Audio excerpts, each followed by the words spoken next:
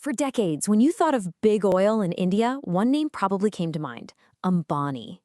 Mukesh Ambani's Reliance Industries is an absolute titan, built on a foundation of petrochemicals and refining.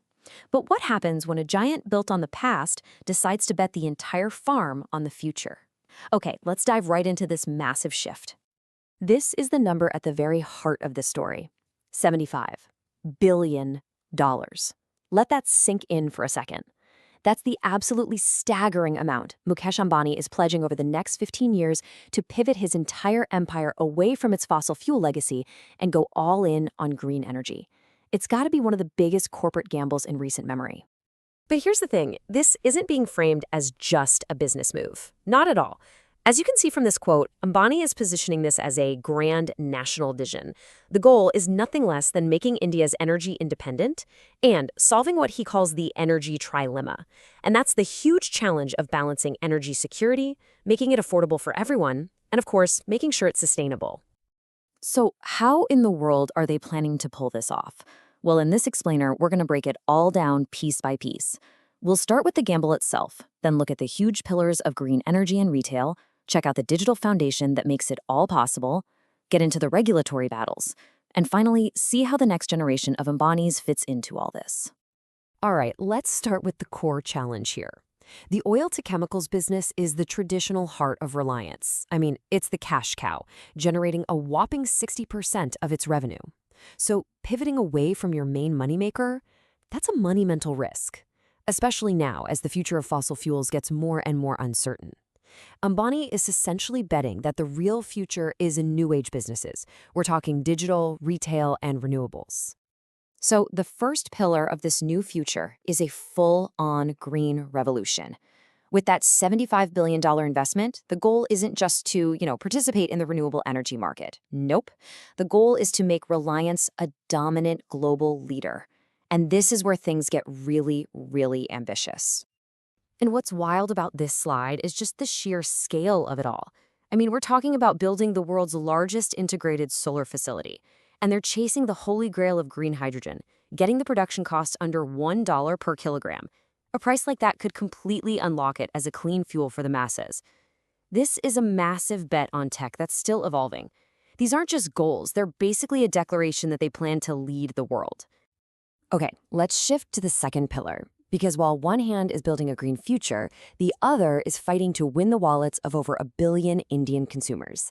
This is the Great Indian Retail War, and Reliance is moving super aggressively to dominate both brick-and-mortar stores and the exploding e-commerce space. And this slide really lays out the battlefield perfectly. In one corner, you've got Reliance's Jio Mart, which is smartly using its huge network of physical stores to create a powerful online-offline hybrid. And in the other corner, you have the established global titans, Amazon and the Walmart-owned Flipkart. This is a direct, high-stakes showdown for India's massive consumer market. So, you have to be asking, how can one company make such enormous capital-intensive bets in green energy and retail at the same time? Well, the answer lies in the foundation they already built, their telecom disruptor, Jio. Jio's success created the perfect launchpad. As you can see, its game-changing launch in 2016 gave it a massive customer base. By 2020, it was attracting huge investments from heavy hitters like Meta and Google. Now, it's cashing in on 5G and getting ready for what could be a historic IPO. All that success provided the cash, the customers, and the digital infrastructure for this entire pivot. But this battle for India's retail market isn't just being fought with better apps and faster logistics. As we saw with Jio, Reliance is a master at navigating the Indian market. And this new battle, well, it's also being fought in the complicated and, often controversial world of government regulation. And that really brings us to the central question that's driving a huge debate in India. Are the rules for e-commerce actually creating a level playing field for everyone? Or are they maybe designed to favor some players over others? Now, to get this debate, you have to understand one key term: FDI, or foreign direct investment. For years, India has had a cap on how much foreign companies can invest in multi-brand retail. This rule is right at the heart of the whole e-commerce controversy. So, one side of the argument, which you can see in this quote, is that these regulations are absolutely necessary. The view here is that global giants like Amazon and Flipkart were using loopholes to get around the spirit of the law, and that these rules are needed to protect small, local Indian businesses from being completely wiped out. But the opposing view is just as strong. This perspective argues that these kinds of regulations just end up stifling competition, protecting inefficient businesses, and will ultimately hurt the Indian economy and consumers by scaring off investment and killing innovation and choice. It is a deeply divisive issue with huge economic stakes for everyone. This brings us to the final piece of the puzzle. This $75 billion gamble isn't just about changing a company, it's about securing a dynasty. So let's take a look at how Mukesh Ambani is getting the next generation ready to lead this new Reliance. The succession plan is crystal clear, and it lines up perfectly with the company's new strategic pillars. As you can see right here, each of Ambani's 3 children has been put in charge of one core area of this future-facing strategy. Akash gets the digital backbone, Jio, Isha is handling the retail empire, and Anand is taking on the new green energy ventures. It's a very clear passing of the torch, right into the heart of the new business.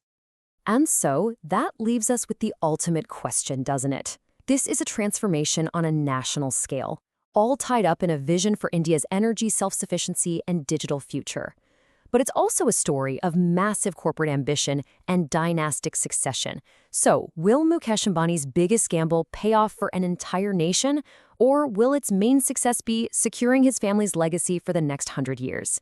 I guess only time will tell.